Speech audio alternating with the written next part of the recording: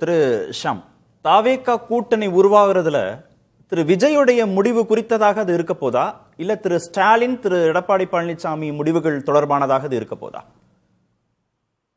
திரு ஸ்டாலின் திரு எடப்பாடி பழனிசாமி அவர்கள் தொடர்பான முடிவுகள் தான் இதுல பெருமளவுக்கு ரிசல்ட் கொடுக்கும்னு நான் நம்புறேன்.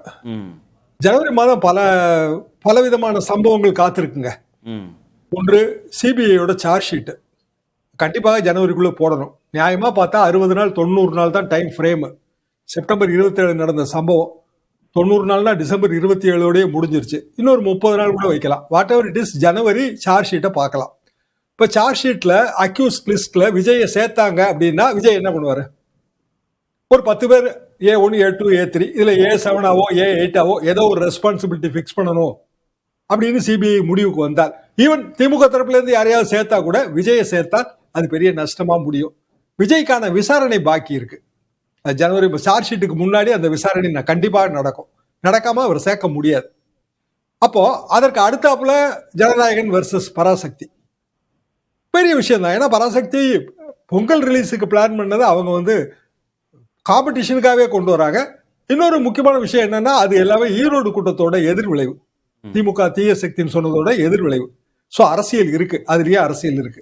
எல்லாம் போக ஆட்சியில பங்கு யார் தர தயாராக இருக்கிறார்கள்னா, இதுவரைக்கும் ஆட்சியில பங்கு வைக்காதவர்கள், ஆட்சிக்கு வருவது சந்தேகம் நினைக்கிறவங்க தான் ஆட்சியில பங்கு தருவாங்க. ஏற்கனவே ஆட்சியில இருந்த அதிமுக தராது, ஆட்சியில இருந்த திமுக தராது. அப்ப தாவேகா தர்றதுல பெரிய வியப்பெல்லாம் இல்லை. ஆனால் அதை நம்பி கரை சேருவதற்கு கண்டிப்பாக ஓபிஎஸும் டிடிவி யோசிப்பார்கள். இன்னும் சொல்ல போனால் ஓபிஎஸ் தரப்புல சீனியர் லீடர்ஸ்ட நான் பேசும்போது விஜயோட எல்லாம் போகவே முடியாதுங்க, ஏன்னா உள்ளூர் அரசியல்ல அதுல பெரிய குழப்பங்கள் இருக்கு. மாறாக திமுகவோடு போகலாம், குறைந்த சீட் இருந்தாலும் அதுல வெற்றி நிச்சயம். நமக்கு அதுல ஒரு பெரிய வாய்ப்பு இருக்கு, அரசியல் அங்கீகார வாய்ப்பு இருக்கு. அதிமுக தோற்கடிக்கப்படுவதே, எடப்பாடி பழனிசாமி தலைமையிலான அதிமுக தோற்கடிக்கப்படுவது நமக்கான வாய்ப்பு. இப்படி ஓபிஎஸ் தரப்பு ஃபீல் பண்ணுது. ஆனா தாவேகாவுக்கு போனா மீண்டும் அதிமுகவுக்கு வருவது சுலபம், திமுகவுக்கு போனா மீண்டும் அதிமுகவுக்கான உரிமை கோருவதில் அவங்களுக்கு சிக்கல் இருக்காதா? கூட்டணி தானே, திமுகவுக்கு யாரும் போக போறது இல்லையே. கூட்டணி டிடி தனியா கட்சி வச்சிருக்கிறாரு. ஓபிஎஸ் அவரு கழகம்னு சொல்லிட்டே அதை கட்சியாவே ட்ரீட் பண்ணுவாரு. எம்ஜிஆர் கழகம் இருக்கலையா? ஓகே, திமுக தயாரா இருக்கா அதுதான் நமக்கு தெரியாது. சரி, அதாவது ஸ்டாலின் தயாராக இருக்கிறாரா, எடப்பாடி பழனிசாமி தயாராக இல்லை என்று நாம் புரிந்து கொள்ளலாம். ஓகே, ஆக ஒட்டுமொத்தத்தில் எடப்பாடி பழனிசாமி ஸ்டாலின் அவர்கள் எடுக்கிற முடிவுகள் பொறுத்துதான். ஓகே திரு அரவிந்த், அந்த ஆட்சியில் பங்கு அதிகாரத்தில் பங்குன்னு காமிச்சு ஒரு கூட்டணியை உருவாக்குறதுங்கிறது திரு விஜய்க்கு அவ்வளவு சுலபமானதாக இருக்க போறதில்லை. ஏன்னா அவருக்கு அது இயல்பானதாக இலகுவானதாக இருக்கும் அந்த வாக்குறுதியை கொடுக்கறதுல. ஆனா அந்த வாக்குறுதியை நம்புறதுல கூட்டணிக்கு போகிறவர்களுக்கு சிக்கல் இருக்கும்ன்றாங்க. இப்போ நீங்க வாக்குறுதியை நம்பிதானே எல்லாமே நடக்குது. நான் கூட்டணியில பங்கு தரேன், ஆட்சியில பங்கு தரேன்னு சொல்றது நடக்குது.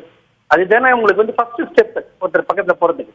நீங்க போகும்போது நான் ஒரு கண்டிஷன் போடுறேன், நீங்க ஒரு கண்டிஷன் போடுறீங்க, ரெண்டு பேரும் ஏதோ ஒரு இடத்துல ஒரு மீட்டிங் பாயிண்ட் வரும்போது தான் இன்னும் நெருங்கி வரப்போறோம்.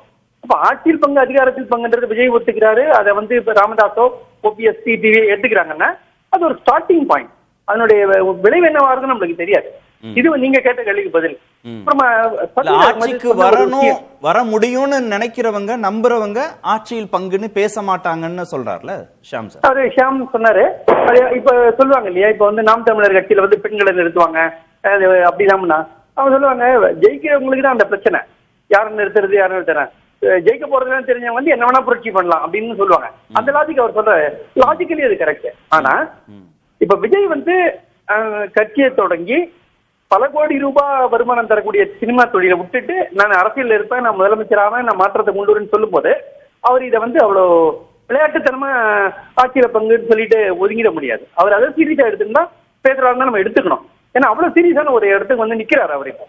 ஏன்னா அவர் விட்டு வர இடம் பெரிய இடம், நம்பர் 1ல இருந்து நிக்கிறாரு. அதனால அவர் கூட்டணியில அதிகாரத்துல பங்கு தரேன்னு சொல்லும் போது எப்படியாவது நாங்க போகணும்னு நினைச்சுதான் அவர் சொல்றதுதான் எடுத்துக்கிறேன் நான். அதை அவர் விளையாட்டா சொல்ல முடியாது. இது நீங்க கேட்ட கேள்விக்கு பதில்.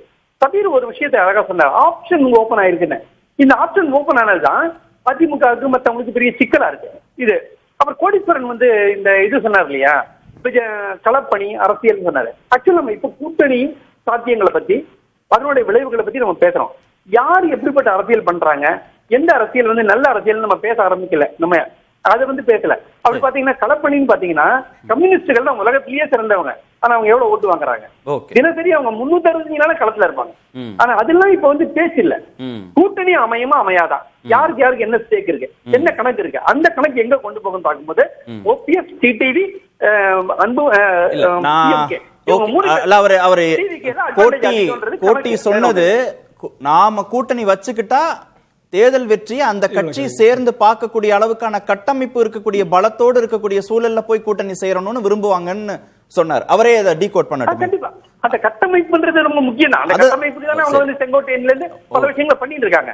அதாவது எல்லாமே வந்து அவரே பதில் சொல்லட்டும். எக்ஸ்பெரிமெண்ட் தான் இது எல்லாமே சார். அதாவது கூட்டணி யாரோட வேணா போட்டோம்.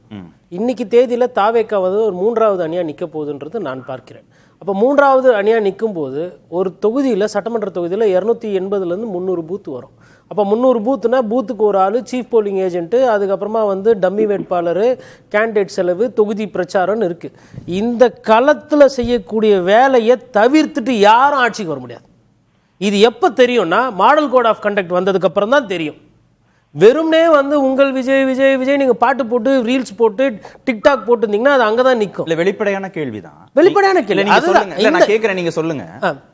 இப்படி ஒரு பலமே இல்ல தாவேக்காவுக்கு, இந்த மாதிரி தேர்தல் வேலைகளை அவங்க செய்யவே முடியாதுன்னு ஏன் அண்டர் எஸ்டிமேட் பண்ணணும்? அவங்க புதிய கட்சி தான், ஏன் அண்டர் எஸ்டிமேட் பண்ணணும்? கரெக்ட். நான் அண்டர் எஸ்டிமேட் பண்ணல. அவர் பதில் சொல்லட்டும். நான் என்ன சொல்றேன்னா அவர் அண்டர் எஸ்டிமேட் பண்ணல. தெரியாதா அப்படின்னு நான் கேக்குறேன். புரியல. இந்த லாஜிக் விஜய்க்கு தெரியாதா? அவர் யோசிக்க மாட்டாரான்னு நான் கேக்குறேன். ரொம்ப அருமையான கேள்வி. அவருக்கு தெரியும். இல்ல அதாவது விஜய் அவருக்கு தெரியுங்க. அவர் வந்து சினிமா விட்டு எல்லாம் போகல. அவங்க ஃபீமேல் கோஸ்டார் என்ன சொல்றாங்க, நவம்பர் மாசம் திருப்பி நடிக்க வந்துருவாருன்னு சொல்றாங்க. அதான் நடக்கும். அதனாலதான் அவர் கவலையா இருக்காரு. தேர்தல் நேரத்துல நிக்கும் போது ஸ்பெஷல் பிளைட்ல போறாரு சார். ஏர்போர்ட்ல போனாலும் போற இடத்துல எல்லாம் ஒரு 500 தமிழரை பார்த்து டாடா காட்டலாம், அவ்வளவும் ஓட் ஆகும். மக்களையே சந்திக்க மாட்டேன்றாரு அவரு. மக்கள் பிரச்சனை இப்ப என்ன பேசினாரு? 5 தொழில் டிபார்ட்மெண்ட் பிரச்சாரம் பண்ணிட்டு ரோட்ல வந்துட்டு உட்காந்து போராட்டம் பண்ணிட்டு இருக்காரு. இந்நேரத்துக்கு முதலமைச்சர் கனவுல இருக்கிற ரோட்ல போய் உட்காந்து போராட்டம் பண்ண வேணாம்? உண்மையிலே திமுகக்கு மாற்று நாங்க தான் அப்படின்னு சொல்லிட்டு தாவேக்காங்க அங்க போய் நிக்க வேணாம்? கத்தி இப்போ பிரேக்கிங் நியூஸ்ல கத்தி எடுத்துட்டு ஒருத்தர் போலீஸ்காரர் குத்த போயிருக்காரு. நேத்து ஒரு 4 சிறுவர்கள் வந்துட்டு போதையில வந்துட்டு ஒருத்தர் பண்ணிருக்காங்க. எதிர்கட்சி அவர் செயல்படுறாரா? ஃபர்ஸ்ட் நம்ம ஊடகத்துல நல்லா பேசுறோம், விஜய் அவர்களை பேசினா இளைஞர்கள் பாக்குறாங்க, அது ஒரு சைடு. அதை தாண்டி விஜய் அவர்கள் களத்துல என்ன அரசியல் பண்றாரு? அந்த படம் ஆடியோ லான்ச்சுக்கு அப்புறம் 2 நாள் ஆச்சு. 48 மணி நேரத்துல என்ன அரசியல் பண்ணாரு அவர்? எதுவுமே நடக்கலையா தமிழகத்துல? அப்போ வேலை இல்லாமலாம் வந்து முதலமைச்சர் போய் ஃபங்க்ஷன் அட்டெண்ட் பண்றாரு, வேலை இல்லாமலாம் எதிர்கட்சி தலைவர் போய் பிரச்சாரம் பண்றாரு. 180 தொகுதி எடப்பாடி பழனிசாமி சுத்தி வந்திருக்காரு. இவரும் 180 தொகுதி இந்த மாதிரி போயிருக்கணும்ல இந்த நேரத்துல. இன்னொன்னு சார், இந்த 3வது ஸ்டேஜ் 4வது ஸ்டேஜ் இருக்கு பாருங்க, இந்த பூத் லெவல் ஃபங்க்ஷனிங், அந்த இன்ஃப்ராஸ்ட்ரக்சர் இல்லாத காரணத்தினால தான் ஆட்சியில் அதிகாரம் சொல்லியும் நிறைய பேர் வந்து சேரல. இந்த நேரம் போய் சேர்ந்து ஃபர்ஸ்டே போய் சேர்ந்து ஒரு 30 சீட் எங்களுக்கு 40 சீட் எங்களுக்கு டிஎம்டிகே கேட்டு வாங்கி இருக்கலாம். வராததற்கு இதுவும் ஒரு காரணம். பேசலாம்.